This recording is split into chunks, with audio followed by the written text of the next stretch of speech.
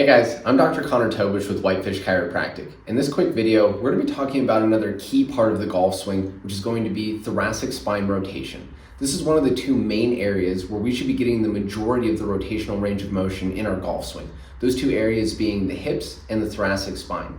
If we look at the structure of the joints in the mid-back or the thoracic spine, they're built a lot better for rotation than the joints in our lower back are. So like I said, this is an area where we should be getting a lot of the rotational range of motion from our swing. But if we have problems like stiff restricted joints in the mid-back and the rib cage, or excessive tension in the muscles around the mid-back, the shoulder blades, and the rib cage, these things are going to limit our ability to get rotation there in the mid-back. And this could do a couple things. One, this is going to rob us of the range of motion and the mobility that we need for a good clean swing.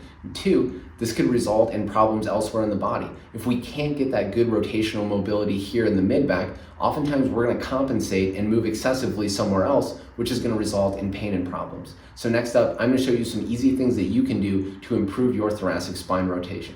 One thing that we can do to start improving our trunk rotation is going to be some soft tissue smashing to the lat. So grab a foam roller, and you're basically just going to lay over it on your side.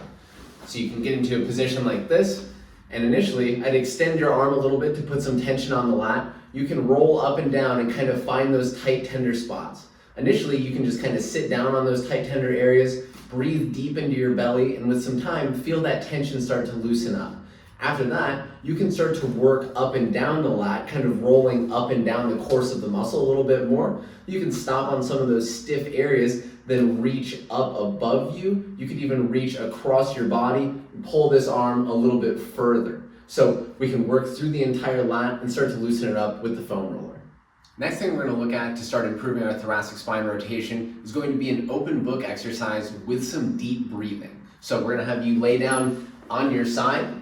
Then you can use your bottom arm to block your top knee. With your top arm, we're going to open the torso up and rotate away. You can reach your arm out and use it to kind of pull you further into rotation. So get to the point where you're feeling a big stretch. Then we're going to do 3 huge breaths into our belly and rib cage.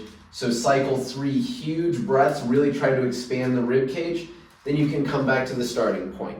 I'd rinse and repeat. I do 2 sets of 8 on that exercise. Another thing that we can do to improve our thoracic spine mobility is a simple joint mobilization. All you need is a foam roller. So grab your foam roller, you're gonna lay over the top of it. So initially, you can cross your arms, kind of give yourself a hug, and just roll up and down the foam roller. You may hear some pops and clicks, it's totally okay, just freeing up some joint motion.